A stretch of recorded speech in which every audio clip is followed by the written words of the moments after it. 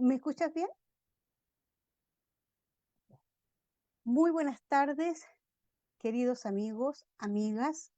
Muy buenas tardes a todos ustedes o buenas noches, según el lugar donde ustedes se encuentren. Buenas tardes, querido amigo poeta Alejandro Concha, escritor, nuestro pasajero número 2 de este viaje virtual, el tren literario del carbón.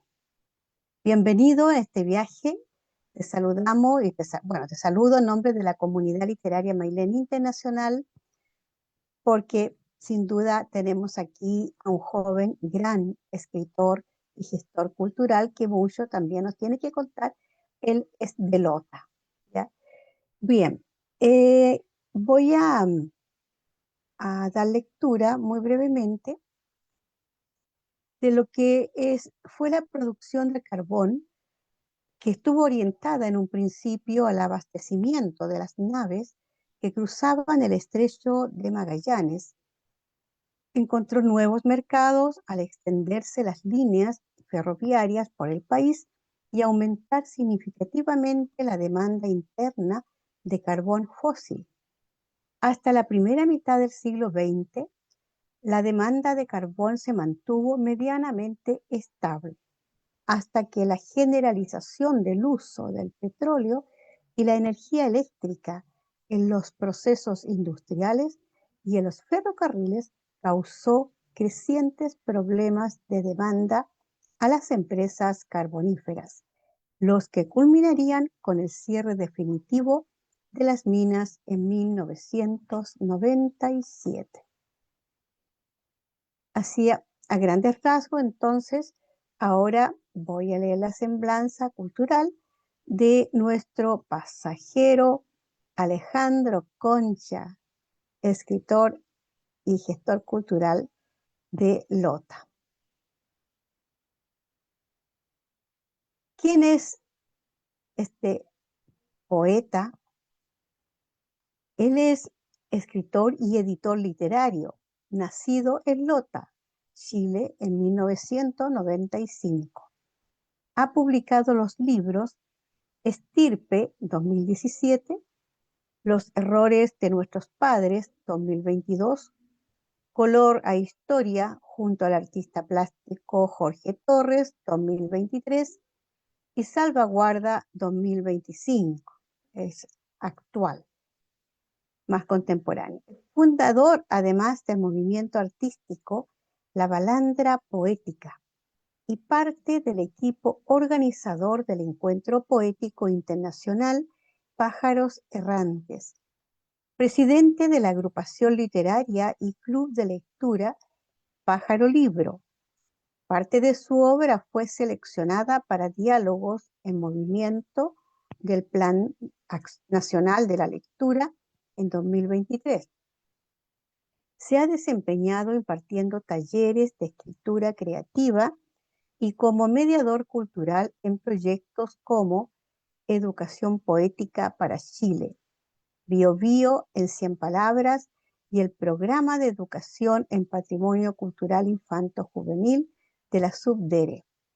Es socio de la agrupación de escritores y poetas lotinos La Compuerta número 12.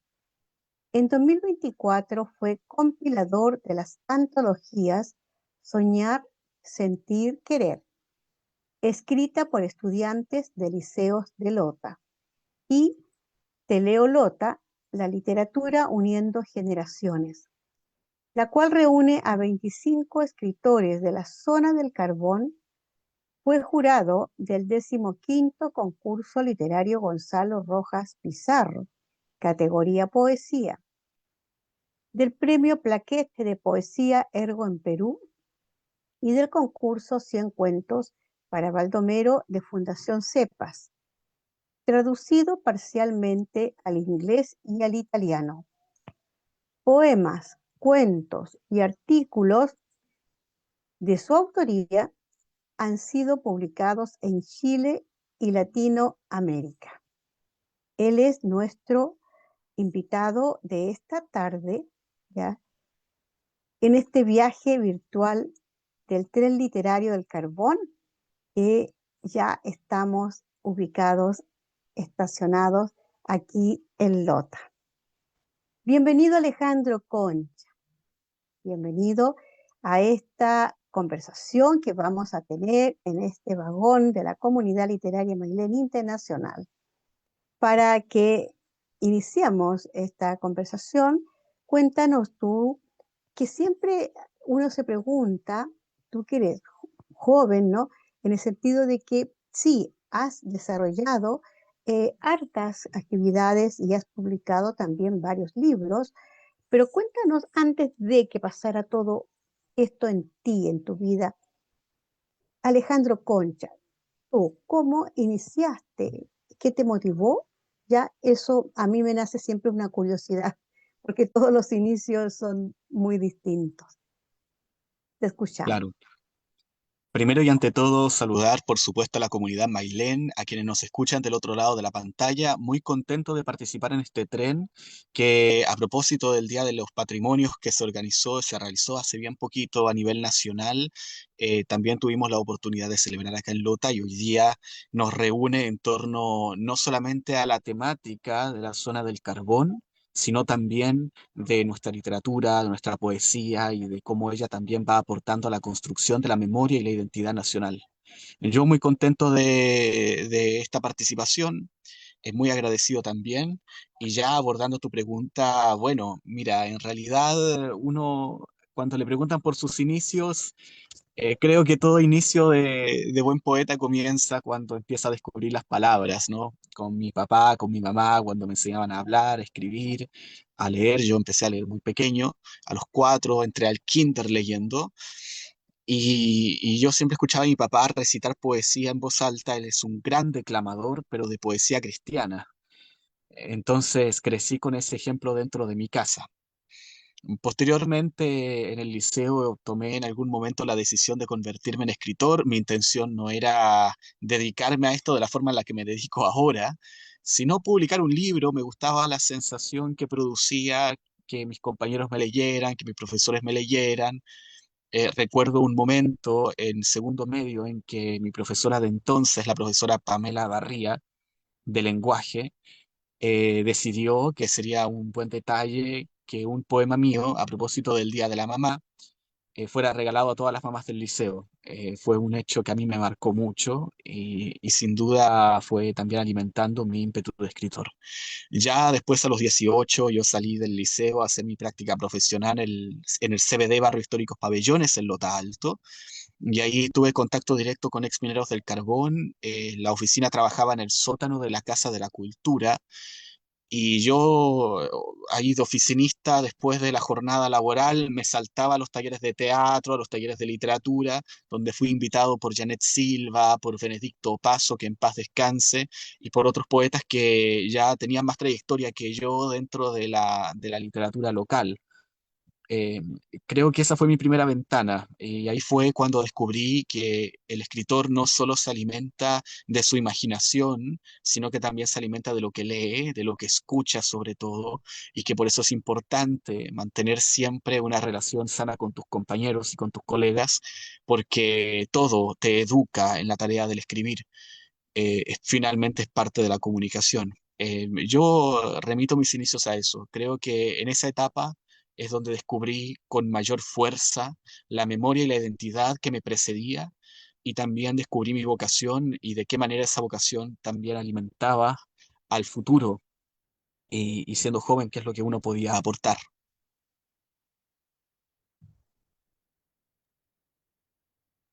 Sumamente importante, por supuesto, lo que fueron tus inicios. Yo me imaginaba que aún, bueno, me imagino un Alejandro niño, ¿no?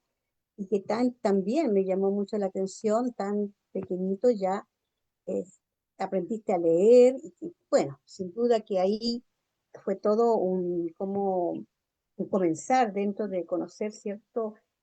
Ya las letras, formar las palabras y la lectura, es decir, por lo tanto, sin duda que eres un gran lector además, porque es importante para un poeta y un escritor ser también un buen lector, ¿cierto? Es que La enseñanza media, la enseñanza, digamos, o la educación en este caso, que igual fue un escenario importante de, que te llevó también, porque ahí mencionas a una profesora que eso es, pero significativo, cuando una profesora te fija, entrega esas motivaciones a los estudiantes, bueno, y en el caso tuyo ha dado, te fijas, y está dando esos frutos, ¿no? Eso es muy relevante. Alejandro, Lota, tú eres un joven que participas en varios, ahí en tu semblanza está, ahí vamos a ir después viendo en algunos aspectos, ¿no? Pero quiero que nos cuente ya, que bien lo dices tú, el hecho de tener cierto buenas relaciones con tus pares, ¿no? Hace que sin duda el camino y la amistad literaria se mantenga y, bueno, elevemos nuestra cultura. En este caso, dentro del contexto cierto en que tú estás ahí en Lota, con una historia y con un patrimonio vivo prácticamente, ¿no? Ujú. Porque entiendo que tú eres un nieto de un minero de carbón, estás conectado con esa historia. Entonces, como niño, volviendo al Alejandro niño, ese niño que conversaba con su abuelito, o tú como niño, la imagen que tenías con respecto a, a los mineros del carbón que tú veías, porque uno se graba esas imágenes. O conversar un poquito cómo fue esa sensación tuya. Sí, fue, mira, en verdad no es que fuera una relación de plena conciencia siempre. Uno cuando vive en los lugares tiende a dar ciertas cosas por hecho y a normalizarlas dentro de su cotidianidad. Me ocurre lo mismo en realidad con el tema del patrimonio carbonífero. Mi gran revelación y el concepto de patrimonio, de hecho, yo lo aprendo en Schwager, en Los Chiflones, cuando en segundo medio nos llevan a hacer una entrevista a las personas que trabajaban en el derruido monumento, perdón, el derruido museo minero de Puchoco Schwager. Y cuando ellos nos contaban de los pabellones, nos contaban de los mineros, de las minas, yo vi por primera vez un chiflón en mi vida en ese momento, yo no había ido al Chiflón del Diablo hasta ese entonces. A mi regreso a Lota y ver la ciudad y empezar a ver que aún conservábamos mucho más de lo que yo pensaba, empecé a darme cuenta que ahí había un valor importante con el que no había establecido una plena conexión. En las conversaciones con mi abuelo, sin embargo, siempre estaba el fantasma de la mina detrás, respirándote ahí en el oído, contándose sus relatos. Mi abuelo, por ejemplo, había perdido un dedo durante su trabajo en la mina y siempre me contaba esa historia de cómo había sido el accidente, de cómo había sido toda esa situación. Y cuando me conecto con el patrimonio en Lota, entonces desde el arte, desde la creación, entonces me comencé a dar cuenta que sencillamente había un valor en una especie de historia de relato personal o de relato familiar que no era lo normal a nivel país. Fue un acto de mucho descubrimiento y de mucho enamoramiento también, porque cuando te das cuenta que tienes un abuelo minero, y te das cuenta del tipo de vida que llevaban antes, que los jóvenes no conocemos plenamente. Cuando comienzas a asociar elementos como las comidas, ayer nada más hablaba con unos vecinos de Concepción, de las sopitas de pan que hacía mi abuela, del pan amasado, del pan minero, que era como muy cotidiano dentro de mi casa. Cuando empiezas a asociar los olores, empiezas a asociar las imágenes, el hollín en las paredes, el carboncillo que compraba mi abuela aún después de terminada la mina, de los pirquenes para seguir alimentando la estufa, de las historias, de los relatos, de la arquitectura, del paisaje completo. Entonces, empiezas como a redescubrir el mundo, como a volver a conectarte con las cosas. Esa fue la sensación que tuve y es un enamoramiento que a mí no se me acaba. Eh, Comenzó un día y todos los días me reenamoro de estas ciudades, de Lota, de Coronel, de Lebu. Me reenamoro de su gente, de sus tradiciones. Y si bien yo lo que recuerdo de la época del carbón es más bien poco, yo tenía 2 años cuando cerró la mina, Recuerdo solamente la imagen de un minero que amenazaba con cortarse las venas en televisión porque le iban a quitar su fuente de trabajo. Y uno como joven eso no lo entiende porque hoy día todo es tan efímero, tan líquido, pero en ese tiempo la mina era la tradición y era el pan de la mesa y lo era todo y era la vida de una ciudad. Es sin duda que uno comienza a redescubrir Lota y a pensar y a cuestionar sobre todo los relatos que te suelen contar de la ciudad, porque el relato turístico también te impone esta visión de que en el 97 la mina termina y por lo tanto termina la historia de Lota, cuando en verdad nosotros seguimos construyendo historia. Y si bien en mi poesía quizás no está tan presente la memoria de los mineros como algunos esperarían, sí está presente este Lota presente, este Lota actual, que sigue buscando enfrentársele a las vicisitudes de la vida para encontrar finalmente un bienestar para quienes venimos después. Sumamente impregnado desde entonces, desde, yo creo, de profundamente desde el útero de tu madre, lo voy a decir así tal cual como lo siento. Ya, efectivamente. Sí, una riqueza enorme que desde niño tú fuiste, te fuiste absorbiendo, ya, y culturalmente la estás ahora también ya expresando, o sea, y no solo que lo expresas para ti, sino que además como gestor cultural también estás proyectando a otros jóvenes eh, y también a escritores, escritoras, ¿te fijas? Mira, en tu cuéntanos, tú fuiste fundador de un movimiento artístico. Hablando de un movimiento artístico, cuán importante es, ¿no? Es la balandra poética. Cuéntanos un poco de ese movimiento artístico, la balandra poética. Sí, la balandra es una idea que gestamos junto a mi amiga la poeta Miriam Tiznado Villarroel. Eh, en ese tiempo yo venía saliendo, me tomé una pausa larga de la agrupación de escritores de Lota y necesitaba una plataforma para seguir haciendo gestión cultural. Pero no quería poner en el pie del afiche, ¿no? Organizado por Alejandro Concha me sonaba un poquito egocéntrico en realidad y a mí me gustan más los proyectos colectivos. Entonces nació esta idea de la balandra, que es una palabra que tomamos de un poema de Pedro Prado y significa embarcación, ya es una embarcación de una sola vela. Y bajo la idea de que lo que estábamos haciendo era crear un movimiento donde muchos artistas también pudieran sumarse, prestar asociatividad, generar actividades, pero siempre con el foco común de ir aportando a la literatura regional.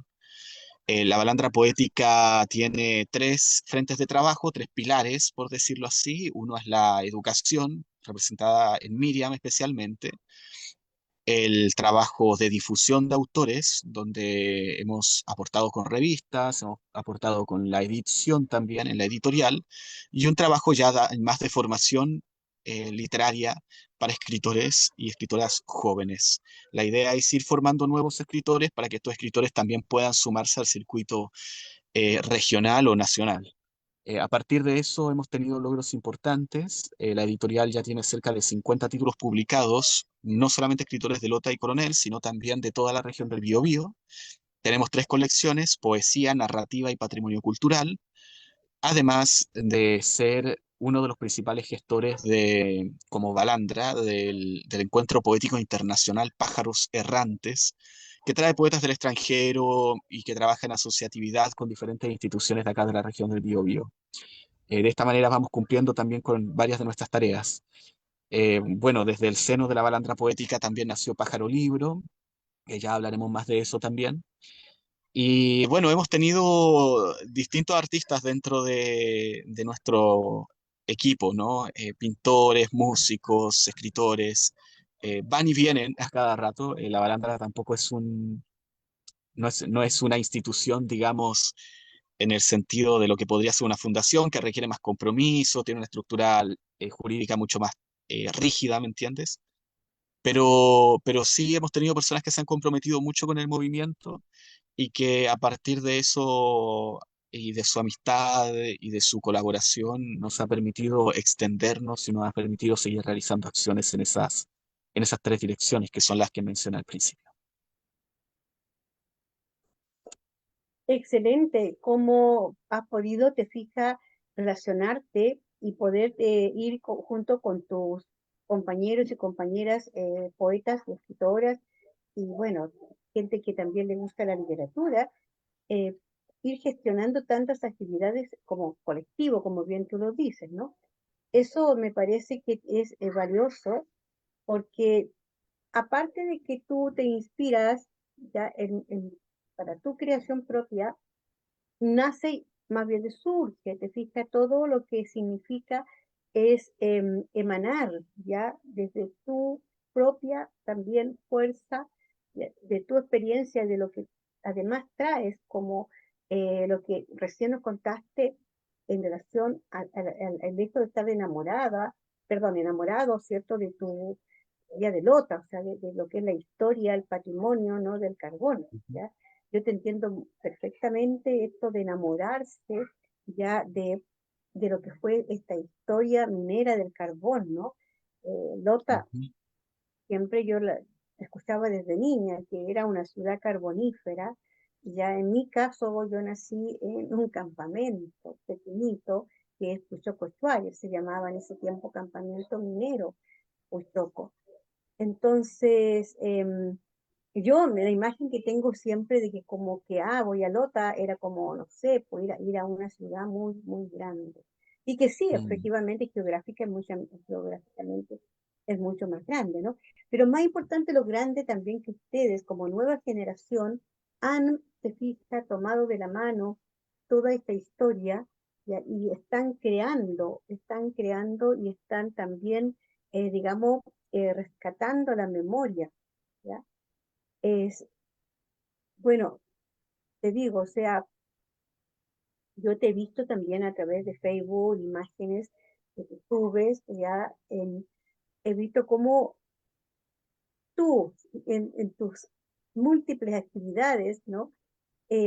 Estás junto a los otros compañeros y compañeras gestionando todo, todo esto, o sea, eso sin duda que tiene un mérito y a mí me impresiona porque es, bueno, sí, hay, te fijas, es multifacético con respecto a lo que tanto tú como ellos y ellas van haciendo, que siga creciendo todos los movimientos o las agrupaciones que, digamos, que han ido realizando, ¿no? Porque me interesó, mira, me gusta mucho esto de los nombres que, metafóricos que ustedes le colocan ya a sus movimientos artísticos, este ujú. encuentro poético internacional, pájaros errantes, ¿no? Sí, pero es una Claro. metáfora maravillosa, me encantó. Está, Y lo, está todo conectado, ¿no? Eh, bueno, siempre lo repito. Bueno, Pájaro Errantes también viene del mismo poema de Pedro Prado, de donde tomamos el nombre de la balandra. Y el poema habla de unos pescadores que van en el mar y todo se pone oscuro con la llegada de la noche y dice el poema que el mar, el cielo y los pescadores mismos de la balandra se vuelven oscuridad cuando la noche llega y que en medio de esa oscuridad el hablante lírico, el pescador que habla a través del poema, se pone en la proa del barco y escucha sobre el cielo cantar a los pájaros errantes y descubre que gracias a su canto se mantienen unidos. Entonces, el canto es el arte, es la poesía, son esas cosas que nos permiten enfrentarnos a la oscuridad, identificarnos, mantener nuestra individualidad, pero también actuar como conjunto, tener una dirección como conjunto. Y en medio de eso, claro, está la balandra, que somos el movimiento artístico, ¿verdad?, dentro de Pájaros Errantes, y está Pájaro Libro, que también es uno de los tantos pájaros errantes que está por ahí aportándole a la gran construcción de esta historia. Es como una gran familia en el fondo, dijo alguien alguna vez. Y, y creemos que esas cosas son importantes, ¿no? Porque finalmente los nombres que uno le pone a las cosas son deseos, son símbolos también. exactamente, claro, yo, la inspiración, ¿cierto? En este caso, de Pedro Prado, ¿no? ¿Verdad? Con esas expresiones, bueno, creo que, bueno, enriquece mucho más porque se enlaza, ¿cierto?, con el tema de lo que ustedes van realizando, ya gestionando, más bien dicho, con sus actividades. Es, en cuanto a lo que Pájaro Libro, me interesa mucho que nos converse un poquito, porque tú eres presidente de la agrupación literaria y club de lectura Pájaro Libro. Claro. Ahí me interesaría mucho conocer ya todo, cómo partió, eh, quiénes se relacionan ahí, cómo es la dinámica, el tema te fija de este club de lectura, todo lo que, todo, aprovecha de contarnos todo, por favor. Estamos en Bueno, Lota, ubicado ya para los amigos que nos estén viendo. Aquí hay varios que te están mandando saludos, después te voy a decir, ya. bueno, Pájaro Libro tiene sus inicios en el Centro Cultural Gota de Leche, en Lota Alto. La Gotas de Leche, para quienes no lo sepan, es una institución que fue instaurada en Lota a partir de un modelo europeo por Isidora Goyenechea y que posteriormente se construye en la época de Carlos Cousiño. El edificio es monumento nacional, es un edificio bien bonito, es muy ecléctico, imita un poco el estilo de los edificios del Art Nouveau y sobre todo de las corrientes digamos, más clásicas, más barrocas de nuestro país, muy colonial dentro de su aspecto. Y es un monumento nacional que estuvo en abandono durante mucho tiempo. Ahí Rosa Riquelme junto a Nelly Muñoz, que tienen una institución que se llama Gestion Tour, de gestores turísticos de nuestra comuna de Lota, pidieron el comodato de ese edificio luego de una situación muy engorrosa que no voy a contar ahora, y ese edificio que estuvo en abandono durante tanto tiempo empezó a cobrar vida. Ellas lo convirtieron en este centro cultural, donde además tienen pequeñas muestras de objetos museográficos, una pequeña biblioteca y realizan actividades abiertas a la comunidad y se conectan de diferentes maneras con diferentes instituciones. Y ahí fueron precisamente ellas quienes me pidieron en una oportunidad realizar un taller literario en la Gota de Leche. Yo voy a confesar que siempre quise abrir un taller literario en Lota, para jóvenes especialmente, pero había fracasado varias veces. Había tenido uno en la librería Cervantes Shakespeare, otro en el Cefetero Tarauco, que tenían algunas convocatorias, o sea, la gente que se sumaba a los talleres tenían público, lográbamos cerrarlos con un buen margen de público, pero no habíamos hecho ninguna publicación y eran talleres muy efímeros. Entonces yo dije, ya, vamos a hacer 6 sesiones y esto acaba acá. Y sucedió que empezó a llegar mucha gente, muchos jóvenes, que cuando llegaron a la sesión 5 de las 6, cuando ya íbamos a cerrar, dicen, Alejandro, sabes que hemos estado conversando y creemos que sería bueno de que esto se mantuviera en el tiempo. Y cuando eso sucede, entonces nos reagrupamos como personas, ¿verdad? Alrededor de este nombre que era Pájaro Libro, sacamos personalidad jurídica y comenzamos a realizar otro tipo de actividades. Actualmente funcionamos en el Teatro de Lota Alto. Tenemos 2 grupos que funcionan bajo el mismo concepto de Pájaro Libro, bajo la misma personalidad jurídica. El taller de escritura, que es dirigido por mi persona, donde los chicos semanalmente se acercan a aprender técnicas literarias de poesía y narrativa.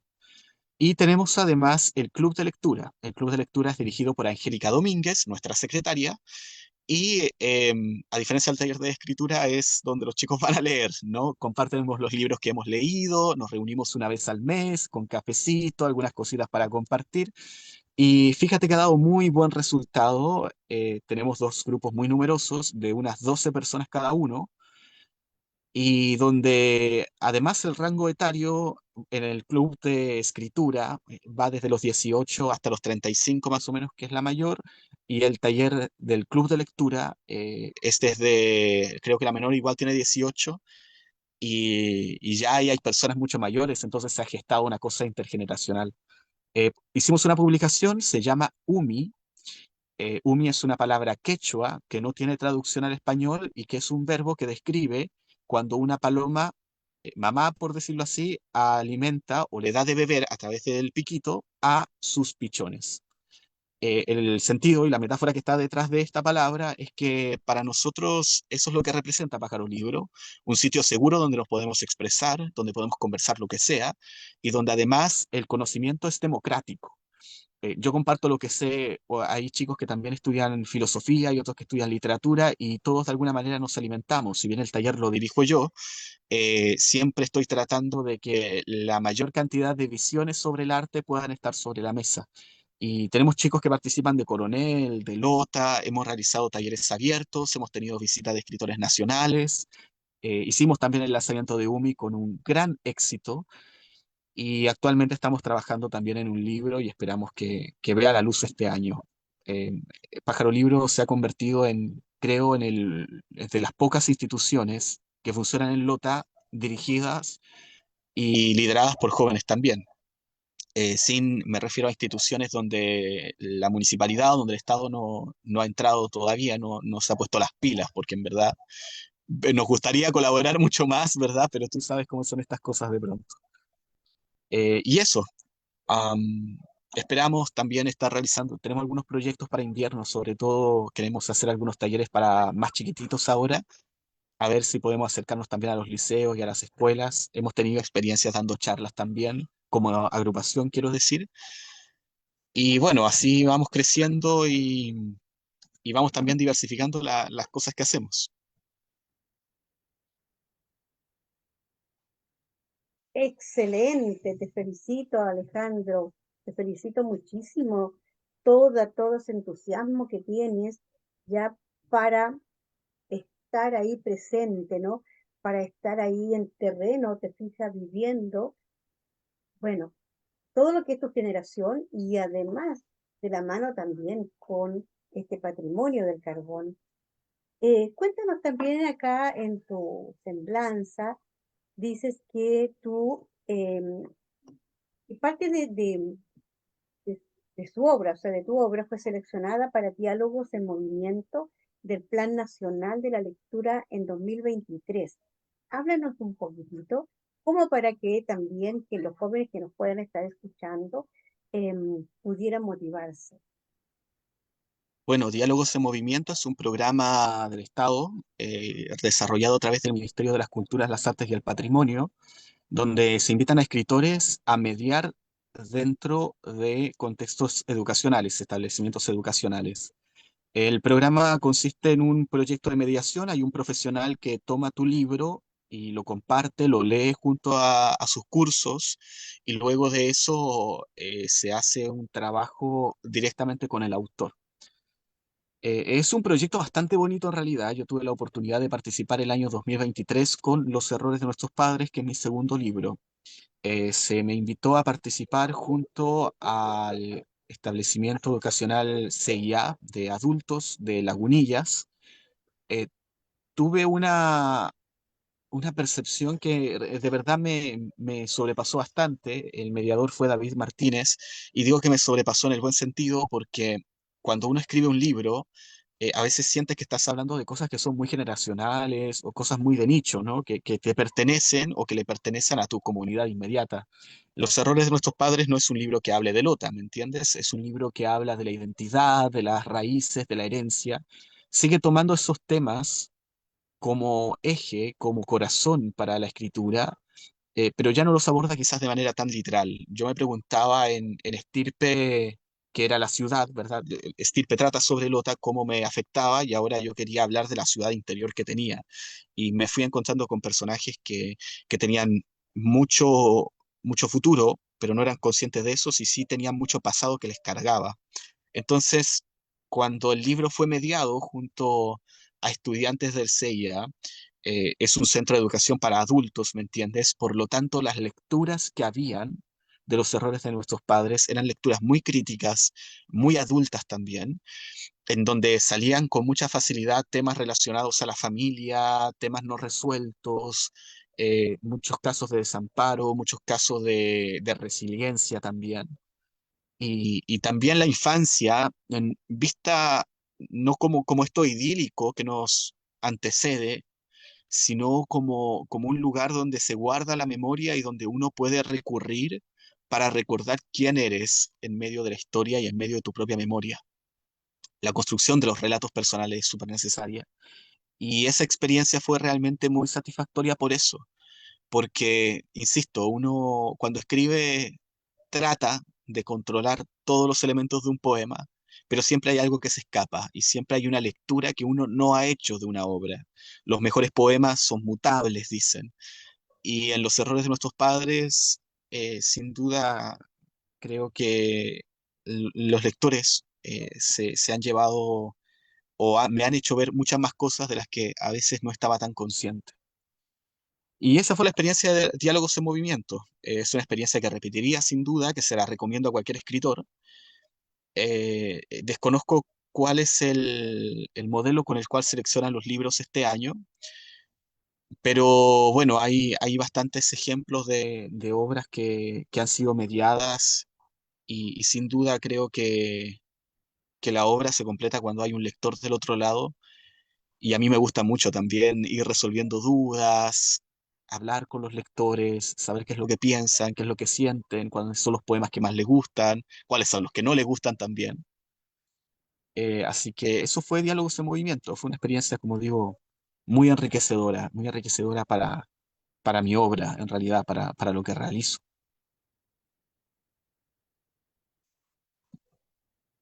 Excelente. Ahí se hizo, o sea, ahí tú hiciste una postulación. Entiendo que esto es como una convocatoria, ¿cierto? De fondar, una cosa así. O estoy, En el bueno, caso personal fui seleccionado. Desconozco si existe una convocatoria y además una selección. Sí hay. Bueno, va variando, depende del año en realidad. El año pasado, por ejemplo, sí fue con convocatoria. De hecho, yo postulé un libro, pero por temas de año, del año de publicación, no alcanzó a estar dentro del corte. Y además porque se seleccionan muy pocas obras a nivel regional. Creo que el año pasado se seleccionaron como 7 acá en la región del Biobío. Pero en esa oportunidad, Los errores de nuestros padres había sido seleccionado. Llegó por recomendación de una persona que lo había leído. bien, bien, buenísimo. Mira, me llama la atención el título, ¿ya? Mm. Errores de nuestros padres. ¿Por qué errores de nuestros padres? Bueno, yo sé que los padres erramos, nos equivocamos, es cierto, pero ¿a qué va enfocado ahí Porque todos literariamente? nos equivocamos. A mí me gusta decir que los errores de nuestros... Bueno, esa es una frase que se la debo a mi mamá. Ya, mi mamá siempre me decía de chiquito que ella no iba a cometer conmigo los errores que sus padres habían cometido con ella. Y yo pensaba, vaya, es una frase que yo puedo usar, pero que también mis hijos van a usar conmigo en algún momento, ¿me entiendes? Van a decir, ah, Alejandro, te equivocaste en muchas cosas, papá, Alejandro, te equivocaste en muchas cosas. Y los nietos lo dirán de mis hijos, y mis padres lo pueden decir de mis abuelos, y mis abuelos de mis bisabuelos. Es una frase intergeneracional. Y además está este otro elemento, que es el elemento de la familia, ¿ya? De la herencia, que es un tema central dentro de mi poesía. Eh, de alguna manera, hemos heredado como generación diferentes temas que no han sido resueltos a nivel social, temas relacionados al medio ambiente, temas relacionados a la violencia, al desamparo, a la política también, a la religión. Cuando uno habla de familia, habla de todos esos temas que no han sido resueltos. No es un libro contra mis padres. Ya hay mucha gente que cree que yo tengo problemas con... No es así. En verdad tiene que ver con con esto de sentirnos en el presente y de mirar al pasado, no con el fin de reprochar, sino con el fin de hacernos cargo de una vez de todos esos temas que no hemos sabido resolver como sociedad. Una amiga me decía, Nelly, me decía, Alejandro, ¿por qué no se llamaba Los horrores de nuestros padres? Claro, los horrores nos espantan, ¿no? Pero un error uno siempre lo puede solucionar. Mi papá me decía de chico, Jano, siempre todo tiene solución en la vida, ¿no? Salvo una cosa, todo lo demás tiene solución.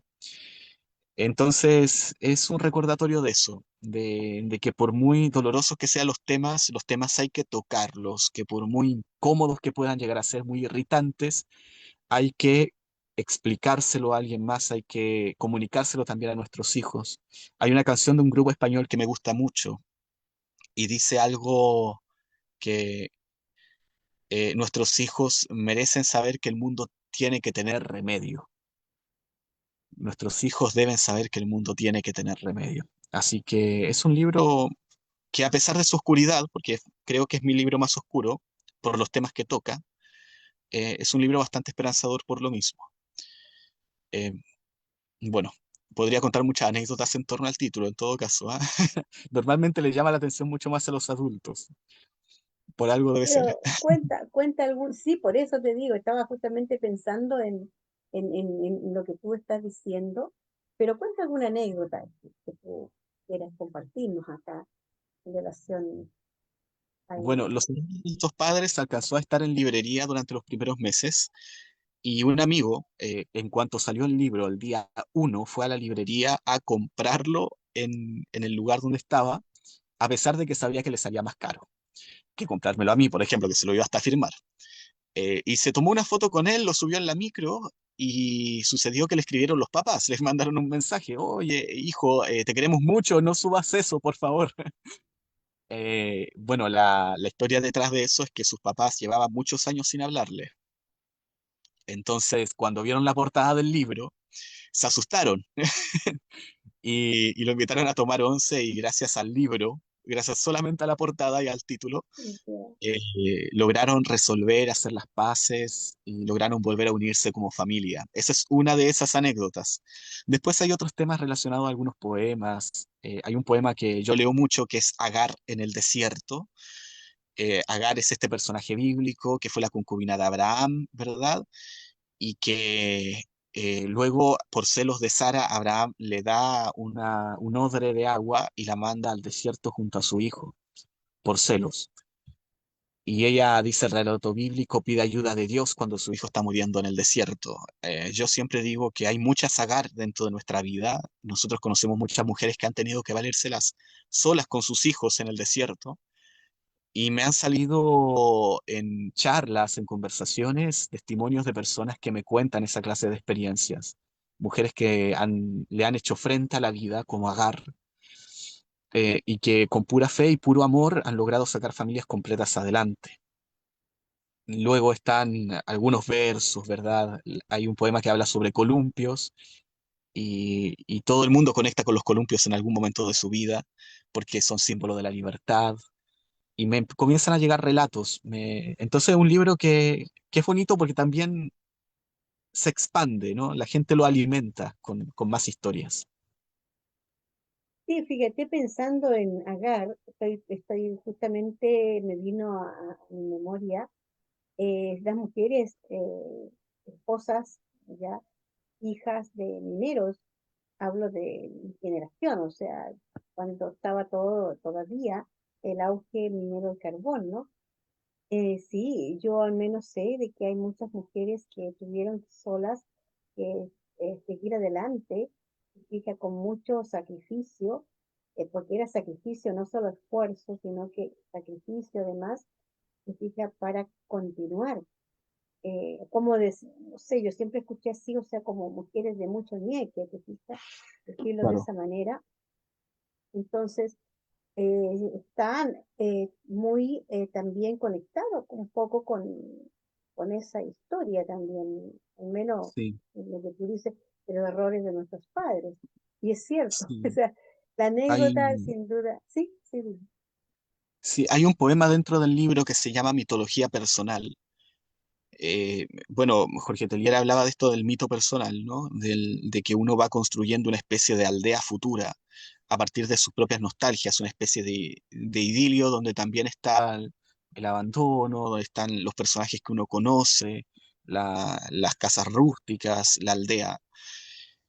Y bueno, ese poema habla de mi bisabuela. Mi bisabuela era costurera para la compañía carbonífera una tarea que hoy es muy invisibilizada porque tú entiendes que el patrimonio minero también es muy masculino. Está esta imagen del hombre pegándole a la piedra y el minero y saca la piedra y todo el tema, cuando en verdad hay mucho más relatos a partir de eso. Hay una profundidad dentro del patrimonio minero que es muy rica y en donde las mujeres también jugaron un rol importante y donde además el rol de las mujeres como amas de casa en el buen sentido, ¿verdad?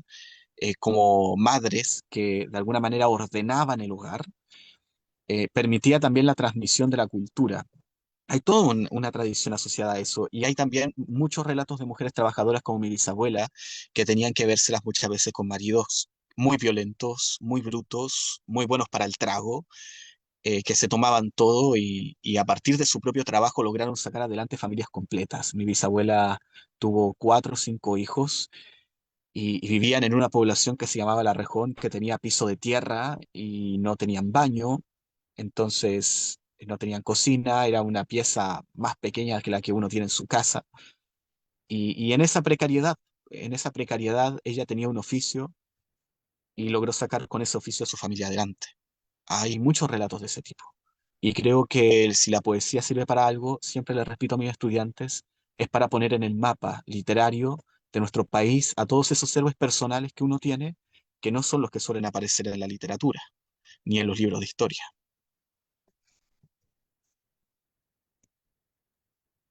Claro, claro que sin duda traerlos te fija todas esas, ¿cómo se llama? Reminiscencias importantes a través de la literatura, te fija a través de, como tú bien lo haces, conversando con estudiantes.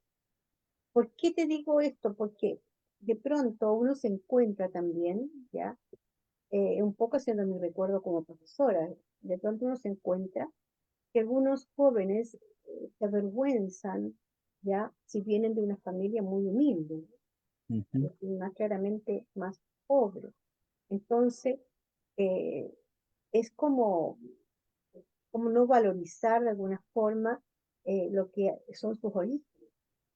Por Claro, eso yo creo que los patrimonios que, claro, siempre se habla del patrimonio, cierto, material y el tangible, que el fin de semana que pasó, ¿cierto? En Chile se abrieron todos los museos, que se dio las casas de la cultura, bibliotecas, etcétera, etcétera. Y yo a propósito aprovecho de compartirte también una experiencia primera que yo vivo acá en los Andes, porque dentro de lo que es el tema patrimonial, acá en los Andes se hizo por primera vez lo que se llamaron, ¿cierto? Libros humanos, ya, mm, donde me invitaron a participar ya a la biblioteca de acá pública de los Andes. Es decir, uno como escritora se instalaba en una mesita ya, a conversar con las personas que entraban perdón, a conocer la biblioteca. Entonces, como, bueno, a conversar con uno y uno contaba. Entonces, qué bueno, porque a los jóvenes o las personas que llegan se les transmite, te fijas, una historia que ellos no conocen, porque además uno no tiene por qué conocer todo lo que pasa en su ciudad, o sea, ni todo lo claro, que pasa en su país, o sea, ahora a lo mejor con todo lo que es la internet, toda esta comunicación, ¿cierto? De las redes sociales, los medios de comunicación, etcétera, a lo mejor sí, por la información es no solamente nacional, sino que también mundial. Entonces nos llenamos de muchas cosas externas, ¿ya? Y que ahí es donde vamos dejando también o marginando nuestras raíces. Entonces, por eso yo te felicito nuevamente, Alejandro, y así también que existan muchos más Alejandros allá en Lota, ¿ya? Que sigan, por supuesto, estos niños o jóvenes que tú eres como una imagen que vas proyectando, ¿ya? Para que continúe, digamos, avanzando, por supuesto, eh, todo lo que tanto trae la memoria como tanto lo que ellos traen, o por ejemplo tú mismo, ya todo lo que estás haciendo, hay una cultura interna, personal, una historia, pero a la vez tú has adquirido a través de tu propio aprendizaje de vida, de libros, ya, como recién decía, o sea, un gran lector, todo eso ayuda muchísimo también a que vaya despertando esta imaginación y esta creatividad. En cuanto, mira, quiero hacerte una pregunta en relación ahora, como tú como sector cultural, en cómo ves tú la literatura femenina allá en Lota, cómo eh, ves este movimiento femenino allá en Lota, cómo, bueno, lo digo porque claro, o sea, que los caracteres, a ver, sin ánimo de ofender a nadie, pero sí sabemos de que la cultura del carbón, ¿ya? Era muy machista, ¿no? En sentido, digamos, más fuerte, ¿no? Tal vez no como ahora, en el sentido de que la mujer también ya, no se atrevía a, también, Claro. siempre una excusa para poder participar, no sé, pero me gustaría un poco conocer tu propia versión con respecto a cómo ves tú el tema ahí, literario con, ¿cómo se llama? Con las compañeras, eh, femenino, digamos, ahí. Sí. Bueno, primero hablar del rol de la mujer dentro del actual discurso cultural de Lota. Después del fracaso de la reconversión laboral, Lota empezó un proceso en el que desde mi perspectiva lo que buscaba era reconstruir su propio relato. Ante esto se impuso una especie de relato turístico, que es el que todos conocen de Lota, que fue opacando en pos del comercio, en pos del mercado, el resto de relatos que iban dándole profundidad a la historia de Lota y a la memoria.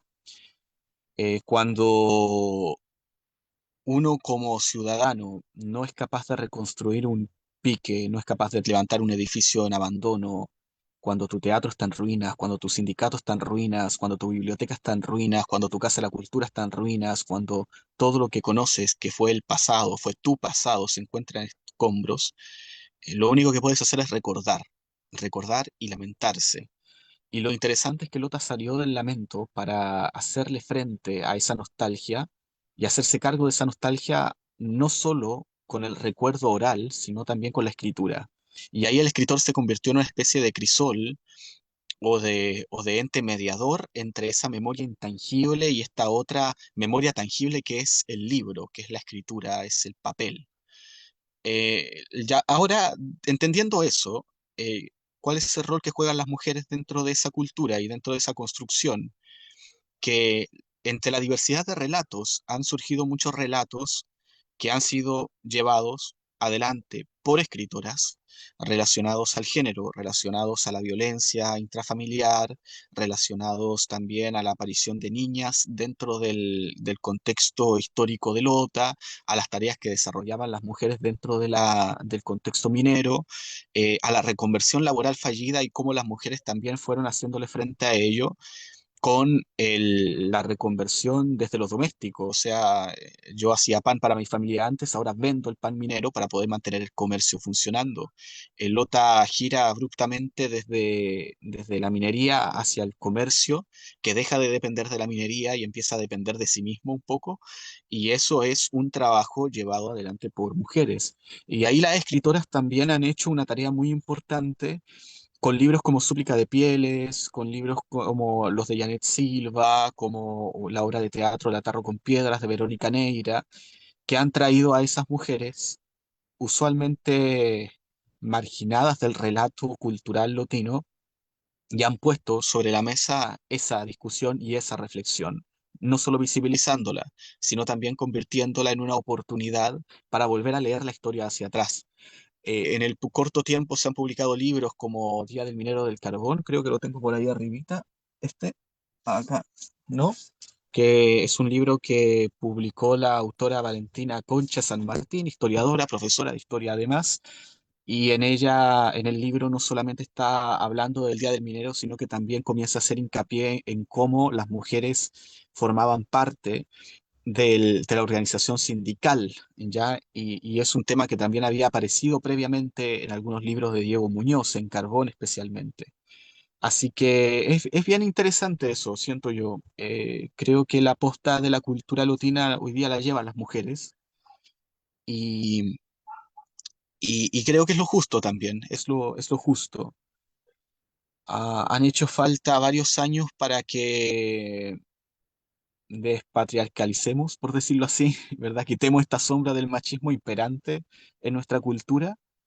Y la verdad es que ha dado con resultados que han cambiado el paradigma de la cultura lotina. Tú entras a Lota ahora y hay un monumento a la familia del carbón. Yo fui parte del movimiento cuando era un monumento al minero del carbón. Y fue gracias a esta disputa que empezó a aparecer la mujer y después de la mujer apareció el niño y después del niño apareció el perrito. Entonces ya no es un monumento al minero, es un monumento a la familia del carbón, que es quien gesta la épica finalmente de la minería. Los mineros no se vienen del campo a trabajar solos aquí, llegan con sus familias, llegan con sus costumbres, llegan con sus tradiciones, y todo eso se mantiene a través del núcleo familiar. Y en ese núcleo familiar, por supuesto, el pan minero, los lavaderos, los pabellones obreros son espacios que eran especialmente de la mujer. Maravilloso, así es. Escuchándote, bueno, estamos sin duda aquí en dos generaciones, ¿no? Así que no es por hacer ninguna diferencia etaria ni nada, pero culturalmente tenemos que tener claro, ¿cierto? Lo que vamos dentro, estando, ¿ya? Y uniendo a través de las generaciones, ¿no? Eso te escucho y recuerdo con respecto a la mujer, como te pregunté, y con respecto a lo que yo al menos viví desde niña y conocí en Choco, donde yo nací y me crié. Y bueno, sí vi muchas mujeres, partiendo por mi madre, mi abuela y mis bisabuelas que alcancé a conocer, mujeres de mucho trabajo, o sea, tal cual, mujeres que además estaban en la lucha ya que tenían los mineros con respecto a sus derechos que existen laborales, todo lo que ellos pedían como justicia, porque la verdad es que sí, o sea, aparte de ganar míseros sueldos, que bueno, una historia muy larga ahí, ¿no? Pero funciona esto. De ahí te fijas en el caso ya de mis raíces, ¿no? Como mujer. Entonces, es que como yo no vivo ya ahora en la zona del carbón, he ido también a conectarme de alguna manera y ignoro, porque esa es la verdad, por eso te pregunté con respecto a la mujer, cómo ahora, en este caso, la literatura, que es lo que nos une a todos. Entonces, en este viaje, como vamos, ¿cierto?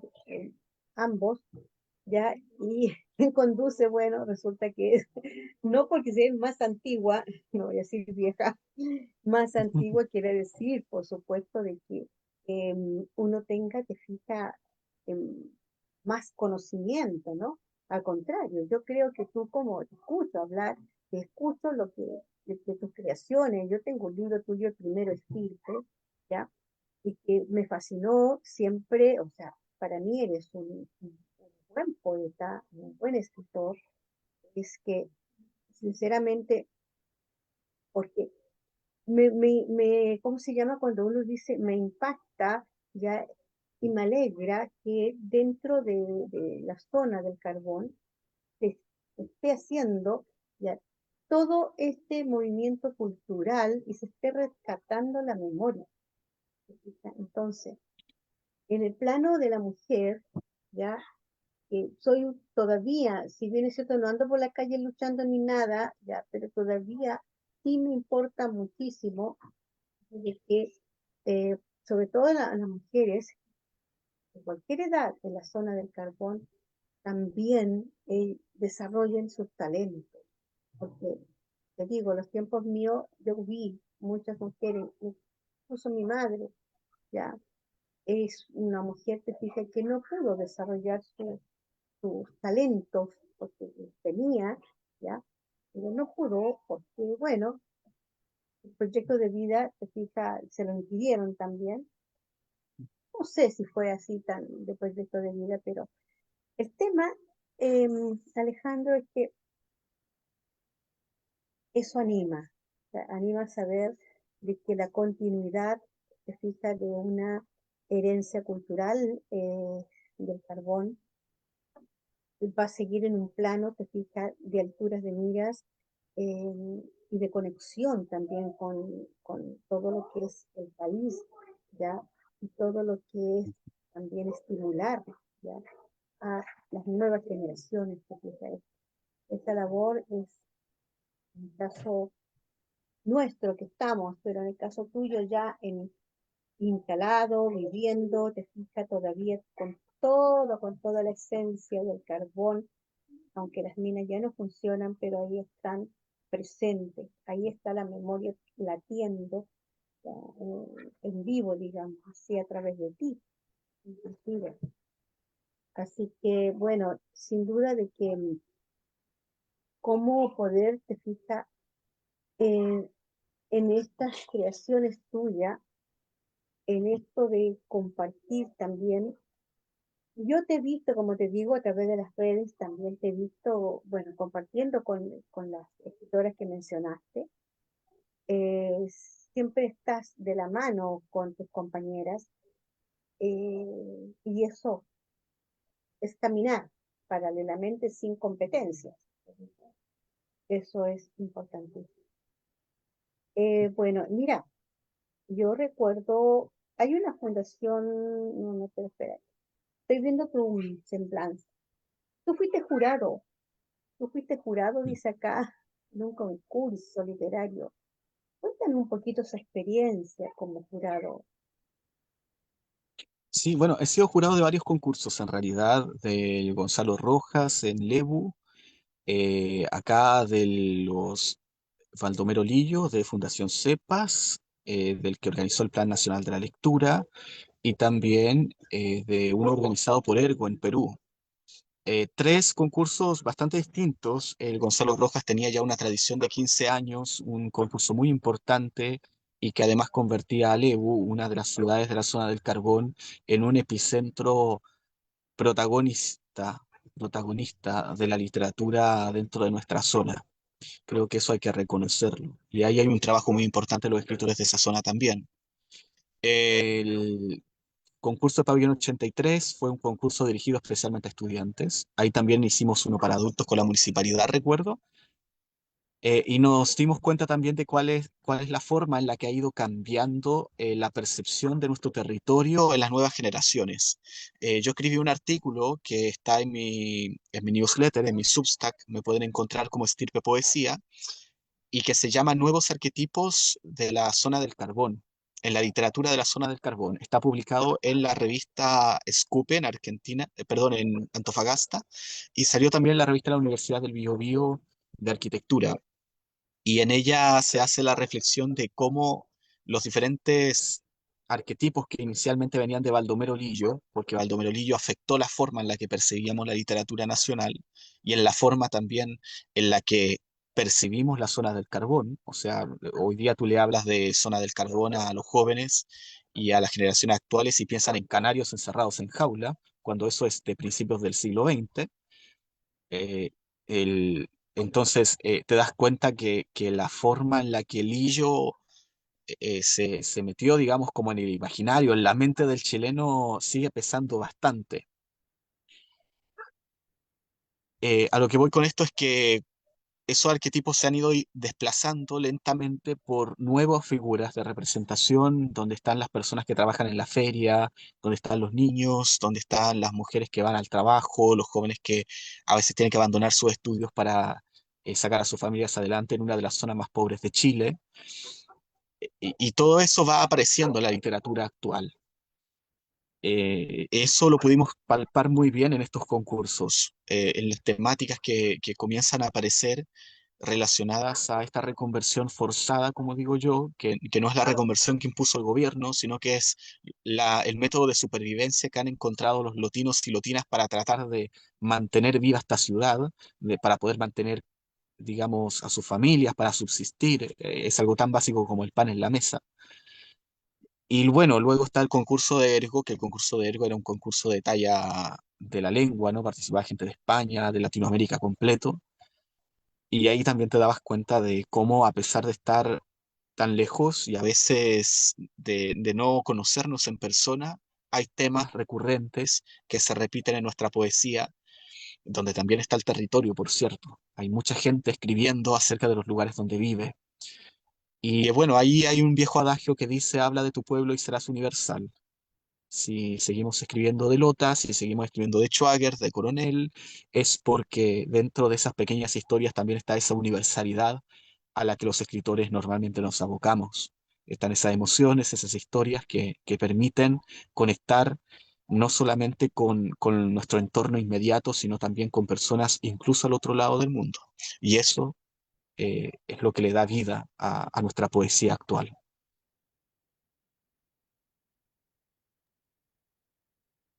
Bien, muy bien. Ha sido una conversación muy interesante, valiosa. Sí, te están viendo, no estábamos solos viajando. Por ahí hay algunos ahí en la estación, ahí mandándote saludos de México, ya. Hay una escritora que, bueno, conozco su seudónimo, que es Ley Melech, que dice que me gustaría contarle mi historia al escritor posible, le fascinará, dice. La verdad es que no es el mensaje, leo el mensaje, porque no sé su nombre, ya, si está interesada en contarte alguna historia, que también estos contactos, estas conexiones también es increíble cómo surgen ya nuevas amistades, ¿no? Y bueno, Tita Muñoz, que no sé si la ubicas tú, Tita Muñoz, que está también mandando muchos saludos de México. Entonces, estamos llegando, te fijas, ya al final de este viaje, la estación de Lota, ¿ya? Y bueno, te agradezco muchísimo, Alejandro Concha, por estar en este vagón ya de nuestra comunidad literaria Mailén Internacional, por estar compartiendo toda esa riqueza que no terminaríamos nunca de conversar tal vez contigo, con toda la experiencia que ya tienes a tus jóvenes años. Y em, quiero que digas aquí a los, bueno, van a después verte por YouTube también, ¿dónde te pueden ubicar? Porque yo sé que tienes un blog, ¿dónde te pueden ubicar? Pueden conocer más de ti, de verte. Yo sé que tu blog tienes mucha información sumamente importante. Cuéntanos, por favor, sobre eso. Bueno, primero a quienes deseen leerme, hay muchos de mis textos publicados en revistas como New York Poetry Press, está también en Revista Altazor y algunos otros medios, ahí ustedes lo pueden encontrar dentro de mi blog y también en internet, por supuesto, googleando. Mi blog es estirpepoesia.blogspot.com, ahí van a encontrar información de las actividades que estamos desarrollando, próximos lanzamientos, también algunas actividades de mediación y algunos textos también por ahí escondidos. Quienes deseen leer también mis artículos los pueden encontrar en Substack como Estirpe Poesía y mis redes sociales son siempre Estirpe Poesía en Instagram, Facebook, etcétera, etcétera. Alejandro Concha es mi nombre y bueno, yo encantado de cualquier mensaje, cualquier cosa que quieran hacer llegar ahí. Muchas gracias, Palmira, por la invitación. Yo muy contento de esta invitación. Nuevamente lo repito, siempre es bonito hablar de la tierra y siempre es bonito hablar de la poesía. Exactamente. Así es, pues Alejandro. Yo contenta y agradecida ya de darnos esta oportunidad para conocerte, para hablar de patrimonio, tú como representante, te fijas, de una generación ya que trae esta memoria, por supuesto, y como todo lo que es tu creación y todo lo que vas construyendo, es las raíces, tus antepasados, antepasadas, tus ancestros y ancestras han hecho, sin duda, un Alejandro Concha, escritor, poeta, gestor cultural, ya que se proyecta y se seguirá proyectando. Y además con el de proyectarse, o sea, además por lo que hemos escuchado, o sea, con todos tus compañeros y todo tu entorno, o sea, no te veo solo haciendo todo esto, o sea, siempre te veo acompañada y te veo acompañada con muchas escritoras, ¿ya? Qué Claro, por bien, supuesto. qué bien, por eso te felicito. Bueno, quiero contarles también que vamos a continuar en Lota, porque a las 19 horas Chile, a las 7 de la tarde hora chilena, vamos a tener a nuestro tercer pasajero, ya que es Juan Torres León, ya, a conversar con él, ya en este tren virtual, ya literario del carbón. Así que los invito a las 7 de la tarde. Nuevamente vamos a estar, va a subir a este vagón de nuestra comunidad literaria Mailén Internacional un gran también escritor, gestor cultural como Juan Torres León, así que no se lo pierdan. Gracias, muchas gracias a todos quienes nos han acompañado por los saludos que envían y por supuesto a nuestro querido Alejandro Concha de Lota, donde estamos.